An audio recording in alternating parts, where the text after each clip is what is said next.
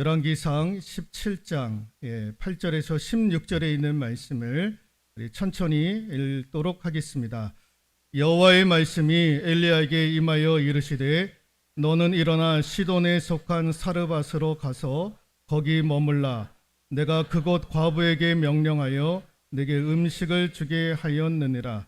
그가 일어나 사르밧으로 가서 성문에 이를 때에 한 과부가 그곳에서 나뭇가지를 줍는지라. 이에 불러 이르되 청하건대 그릇에 물을 조금 가져다가 내가 마시게 하라. 가지러 갈 때에 엘리야가 그를 불러 이르되 청하건대 내 손에 떡 한 조각을 당신의 하나님 여호와께서 살아계심을 두고 맹세하노니 나는 떡이 없고 다만 통에 가루 한 움큼과 병에 기름 조금뿐이라. 내가 나뭇가지 둘을 주어다가 나와 내 아들을 위하여 음식을 만들어 먹고 그 후에는 죽으리라.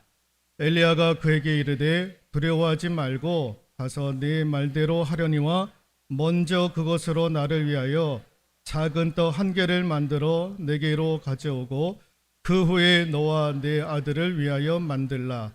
이스라엘의 하나님 여호와의 말씀이 나 여호와가 비를 지면에 내리는 날까지 그 통에 가루가 떨어지지 아니하고 그 병에 기름이 없어지지 아니하리라 하셨느니라. 그가 가서 엘리야의 말대로 하였더니 그와 엘리야와 그의 식구가 여러 날 먹었으나 여호와께서 엘리야를 통하여 하신 말씀같이 통에 가루가 떨어지지 아니하고 병에 기름이 없어지지 아니하니라. 아멘. 예, 성도는 다섯 번째 시간, 때로는 파부 침주할 수 있어야 합니다. 파부 침주할 수 있어야 됩니다. 깨 때릴 파, 예, 부, 솥부, 솥뚜껑 할 때 솥 있지 않습니까? 솥부, 침, 잠기다, 잠길 침, 주, 배 주자, 배, 솥을 깨뜨리고 배를 침몰시킨다라고 하는 뜻입니다. 이게 무슨 말이냐면은 전쟁을 치룰 때에 살 길을 보지 않고 죽을 각오로 싸우겠다라고 하는 사자성어가 파부침주입니다. 벼랑 끝에 서 있다 할지라도 나는 포기하지 않고 배수진을 치겠다라는 거예요. 예, 돌아갈 길을 기약하지 않고 죽을 각오를 가지고 배수진을 치겠다라는 것입니다. 그게 이제 파부침주입니다. 여러분, 성도는 때로는 파부침주할 수 있어야 된다라는 것입니다. 자살 시도가 의심되는 상황들이 있다고 합니다. 이런 증세가 보이면 자살을 시도할 수 있는 정황, 근거가 되더라라는 거예요. 첫 번째가 죽음을 예고하는 말을 반복하더라라는 것입니다. 죽고 싶다. 죽는 게 낫지 않겠느냐. 살아서 뭐 하느냐. 이런 말을 반복적으로 하는 거예요. 두 번째, 자신의 처지에 대해서 비관적인 말을 한다라는 거예요. 모든 것이 다 잘못됐다라는 거예요. 얽히고 설켰다라는 거예요. 미래가 안 보인다라는 거예요. 이런 얘기를 종종 한다라는 거죠. 세 번째, 소중한 사람과의 만남도 꺼린다라는 거예요. 가족이든 친한 친구든 그의 관계를 서서히 정리를 하는 거예요. 네 번째, 신변을 정리하는 거예요. 소중한 것들을 이제 하나씩 이제 나누게 되는 거죠. 그러면서 자신의 신변을 정리를 합니다. 다섯 번째, 극단적인 소외감을 반복해서 표현을 한다라는 거예요. 나 혼자만 있다라는 거예요. 아무도 나를 도와주지 않는다라는 거예요. 나에게 관심 가져주는 사람이 아무도 없다라는 거죠. 그 다음에 여섯 번째, 매사에 심한 자책감에 시달린다라는 거예요. 나는 백해무익한 존재다. 쓸모없는 존재다. 이런 얘기들을요, 과감없이 얘기를 하는 거예요. 이런 증상이 있는 분들은 자살할 시도가 높다라는 것입니다. 여러분, 누가 자살을 하려고 하겠습니까? 그런데 벼랑 끝에 서 있다라고 생각을 하면 사람들은 이런 시도를 생각을 하게 되더라라는 것입니다. 여러분, 사람이 벼랑 끝에 서 있다라는 것은요, 무슨 말입니까? 이제 내 힘으로는 아무것도 할 수 없다라고 하는 그런 인식이 있게 되면 벼랑 끝에 서 있는 거예요. 그 벼랑 끝에 서 있는 것이 얼마나 고통스럽고 얼마나 안타까운 일인지 모릅니다. 그게 가정의 문제이든 재정의 문제이든 건강의 문제이든 뭐 사람과의 관계의 문제이든지 간에요. 벼랑 끝에 서 있다라고 인지하는 순간 고통과 안타까움은요, 극에 달할 수밖에 없다라는 것입니다. 여러분, 성경에 보면 벼랑 끝에 있었던 사람들이 얼마나 많이 나오는지 모릅니다. 여러분, 이사야 백성들도 출애굽할 때에 홍해라고 하는 벼랑 끝에 서 있지 않았습니까? 여러분, 다니엘과 그의 친구 사드락 메삭 아벳느고가 하나님을 섬긴다고, 그래서 우상신에게 절하지 아니하면 사자굴과 풀무불에 들어가겠다고, 그래서 그들은 사자굴과 풀무불에 실제로 들어가지 않았습니까? 그 벼랑 끝에 서 있었던 그들의 모습들을 보게 되는 거예요. 여러분, 욥도 보십시오. 욥. 우리 아까 전우사님이 찬양할 때 그 말씀도 전해주셨지만은, 여러분, 욥이 다 자식도 죽고 재산도 다 날아가고 본인도 병에 걸리고 벼랑 끝에 서 있었던 사람이 욥이었다라는 것입니다. 이렇게 벼랑 끝에 서 있는 분들이 계시는 거예요. 여러분, 오늘 우리가 익히 잘 알고 있는 말씀, 열왕기상 17장 8절에서 16절에 있는 말씀을 읽었는데요, 사르밧 과부라고 하는 여인이 나옵니다. 남편은 일찍 죽고 외아들과 함께 살았던 사르밧 과부, 근데 그가 살고 있는 그 시대에 3년 6개월 동안에 비가 내리지 않는 거예요. 가뭄이 그냥 태양빛이 팍 쬐가지고요, 땅이 갈라지고 가뭄이 연속이 되었던 거예요. 그 시대의 왕이 누구였느냐? 북이스라엘의 아합왕이었던 거예요. 아합왕이 얼마나 하나님 앞에 잘못된 일을 범하지 않았습니까? 그걸 이제 심판하시려고 하나님께서 3년 6개월 동안에 가뭄을 치셨던 거예요. 그러니까 애꿎은 사람들이 피해를 보기 시작을 했던 거예요. 이 사르밧 과부도 그 중에 한 명이었던 거죠. 이 사르밧 과부가 도저히 이제 살 수가 없는 거예요. 그래가지고 이제 하나 남은 아들과 조금 남은 음식, 오늘 성경에 보니까요, 12절에 보니까 통에 가루 한 움큼과 병에 기름 조금 가지고 있었던 거예요. 이것을 가지고 떡을 만들어서 이제 죽는 것이 낫겠다, 살아서 뭐 하느냐라는 거예요. 이렇게 가뭄이 지속되는데 살아서 뭐 하느냐라는 거예요. 그래서 이제 떡을 만들어 먹고 아들과 함께 죽으려고 했던 거예요.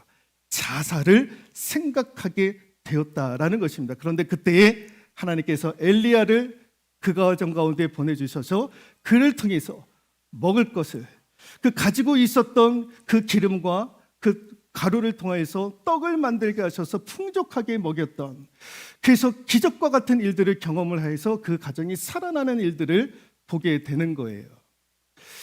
이런 그 이야기가 이제 요약인데요, 오늘 이 여인의 이야기를 통해서 우리가 파부 침주하려면 벼랑 끝에 서 있었을 때 우리가 무엇을 가지고 배수진을 쳐야 되는가? 오늘 이 여인이 벼랑 끝에 서 있어가지고 자살까지 시도하려고 했는데 왜 하나님께서 그런 기가 막힌 은혜를 허락해 주셨는가? 그 원인이 무엇이었던가? 이런 것들을 우리가 한번 살펴보고자 합니다. 여러분, 벼랑 끝에 놓일 때에 우리가 쉽게 갖게 되는 것 중에 하나가 무엇이냐면은 두려움입니다. 두려움. 그래서 여러분, 벼랑 끝에 서 있었을 때 우리가 가져야 될 첫 번째 자세가 무엇이냐면은 두려워해서는 안 된다라는 거예요. 같이 한번 읽어볼까요? 두려워해서는 안 된다라는 거예요. 오늘 벼랑 끝에 서 있었던 사르밧 과부가 이제 자신이 가지고 있는 기름과 가루를 가지고 떡을 만들어서 죽으려고 했던 거예요. 왜? 두려우니까. 그러니까 살 소망이 없었던 거죠. 그래서 자살까지 시도를 하려고 했는데 그때 엘리야 선지자가 나와가지고 그 가정에게 주셨던 말씀이 여러분 13절에 있는 말씀인데요, 같이 한번 읽어볼까요? 엘리야가 그에게 이르되 두려워하지 말고 라고 되어져 있습니다. 두려워하지 말라라는 거예요. 벼랑 끝에 서 있다 할지라도 두려워하지 말라라는 거예요. 조금도 두려워하지 말라라는 거예요. 여러분, 벼랑 끝에 서 있었을 때 우리가 취해야 될 첫 번째 마음의 자세가 뭐냐? 두려워하면 안 된다라는 거예요. 근데 우리는 늘 두려워하는 거예요. 그 두려움 때문에 결국에는 우리가 낙심하여서 죽음에 이르기까지 하는 그런 생각들을 하게 되더라라는 것입니다. 여러분, 벼랑 끝에 서 있다고 해서 다 낭떠러지로 떨어지는 것이 아닙니다. 여러분, 이스라엘 백성들이 홍해라고 하는 벼랑 끝에 서 있었을 때 그들이 그 벼랑 끝에서 낭떠러지로 떨어졌습니까? 아니잖아요. 하나님께서 홍해를 가르셔서 홍해를 지나갈 수 있도록 은혜를 허락해 주시지 않았습니까? 사드락, 메삭, 아벳느고가 사자굴과 풀무불이 들어가서 그들이 죽었습니까? 아니지 않습니까? 벼랑 끝에 서 있었던 사드락, 메삭, 아벳느고를 하나님께서 건져주셨던 거예요. 여러분, 벼랑 끝에 있다 할지라도 다 낭떠러지로 떨어지는 것이 아니에요. 하나님의 은혜와 하나님의 도우심이 있으면 얼마든지 그 벼랑 끝에서 살아나는 은혜를 하나님께서 우리에게 허락해 주실 줄로 믿습니다. 그래서 우리가 가져야 될 첫 번째 자세가 무엇이냐? 두려워해서는 안 된다라는 거예요. 오늘 엘리야가 사르밧 과부한테 두려워해서는 안 된다라는 거예요. 그 뜻이 뭐냐? 왜 이런 말을 했느냐? 하나님이 너를 사랑하셔서 나를 이 가정에 보내셨다라는 거예요. 하나님이 너를 사랑하신다. 그래서 나와 같은 주의 종을 너에게 보내주셔서 너를 살리도록, 그래서 나를 보내셨다라는 거예요. 그래서 두려워하지 말라라는 것, 두려워하지 말라라고 하는 뜻이 그 의미인 거예요. 하나님이 너를 사랑하시더라. 그래서 나와 같은 종을 너의 가정에게 보냈다라는 거예요. 그래서 두려워하지 말라라는 거예요.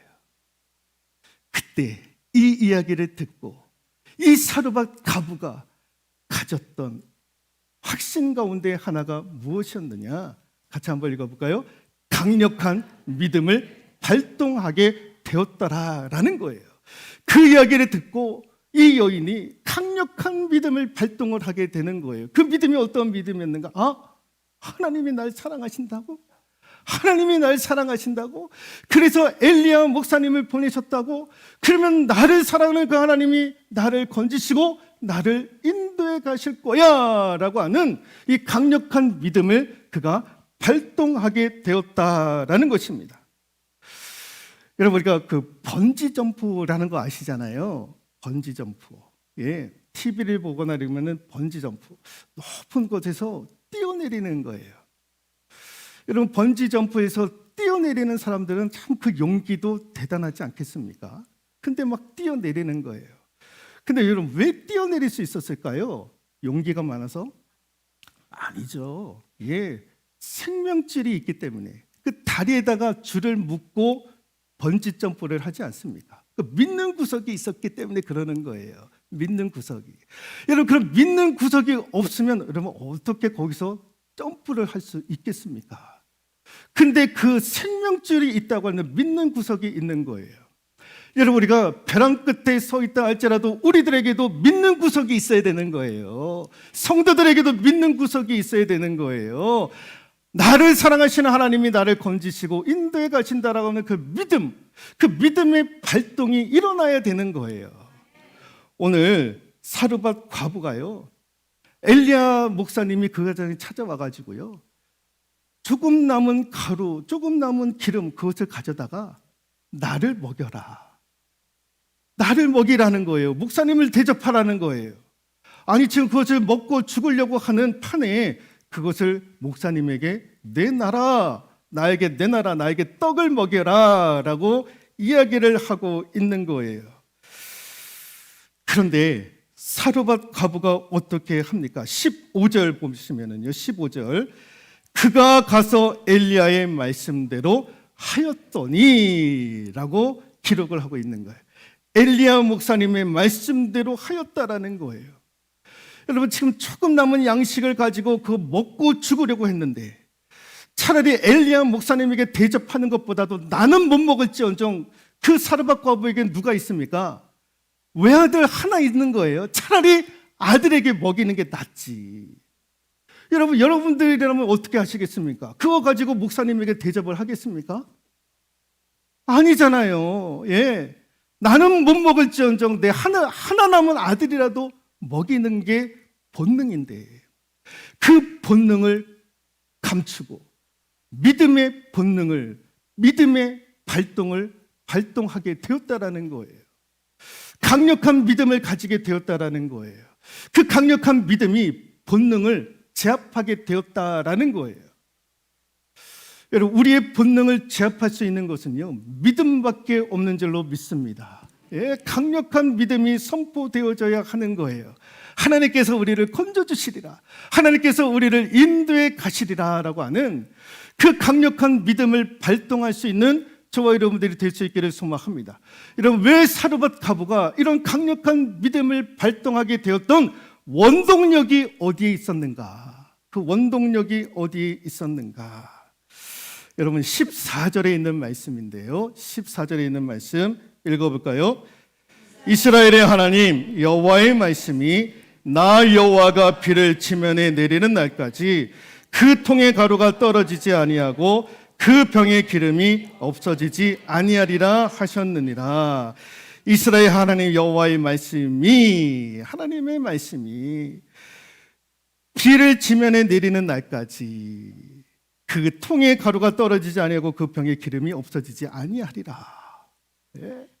풍족하게 부어주겠다라는 거예요. 근데 그건 누구의 말씀이라고요? 여호와의 말씀이라는 거예요. 하나님이 말씀하셨다. 그래서 그 말씀을 가지고 내가 너에게 전한다라는 거예요. 내가 너에게 이 말씀 전하려고 왔다라는 거예요. 그 말씀은 하나님의 말씀, 여호와의 말씀. 그 통의 가루가 떨어지지 아니하고 그 병의 기름이 없어지지 아니하리라. 이 여호와의 말씀을 전하기 위해서 내가 이 가정에, 너희 가정에 오게 되었다라는 거예요. 자, 사르밧 가부가요, 하나님이 벼랑 끝에 서 있는 나를 사랑하셔서 나를 건지시고 나를 인도해 가실 것이다 라고 하는 그 믿음의 발동을 걸리게 했던 가장 강력한 원동력이 무엇이었느냐? 같이 한번 읽어볼까요? 레마의 말씀을 붙잡았기 때문입니다. 레마의 말씀을 붙잡았기 때문이다라는 거예요. 여러분, 하나님의 말씀은요, 성경 66권의 말씀입니다. 그것을 이끌어서 로고스라고 얘기를 하는 거예요. 성경 66권 전체의 말씀을 로고스라고 이야기를 하는 거예요. 레마는 뭐냐? 레마는 내 삶에 부딪혀서 내게 강력하게 영향을 주는 그 말씀, 그 말씀이 레마의 말씀인 거예요. 성경 66권의 말씀은 로고스이고 그 가운데 어느 한 구절이 나에게 강력한 영향을 주는 그 한 구절, 그 하나님의 말씀, 그게 레마다라는 것입니다. 오늘 이 사르밧 가부에게 주신 이 말씀이 레마의 말씀이었던 거예요. 사르밧 가부는요, 엘리야 선지자가 주신 그 말이 하나님의 말씀이었다라는 것, 그것을 레마로 받아들이기 시작했다라는 것입니다. 여러분, 하나님의 말씀이 우리를 살리는 거예요. 하나님의 말씀이 우리에게 소망을 주는 거예요. 사랑의 하나님이 나를 사랑하셔서 나를 건지시고 나를 인도해 가신다라는 것에 그 믿음의 발동은요, 이 레마의 말씀을 붙잡았기 때문에 그가 믿음의 발동을 할 수 있었던 거예요. 레마의 말씀이 있느냐라는 거예요. 늘 들었던 말씀이지만, 늘 읽었던 말씀이었는데 어느 날 갑자기 그 말씀이 내 심령을 관통을 하는 거예요. 내 생각을 관통을 하게 되는 거예요. 맨날 목사님께 들었던 그 말씀인데 어느 날 갑자기 그 말씀이 나에게 폐부를 쪼개는 그런 말씀이 되더라는 거예요. 그 말씀이 내게 오면 그 말씀이 나를 살리는 거예요. 그 말씀이 나를 살리는 거예요. 그 말씀이 여러분들에게 있느냐라는 거예요. 오늘 레마로 다가오는 그 말씀을 여러분들 붙잡을 수 있기를 소망합니다.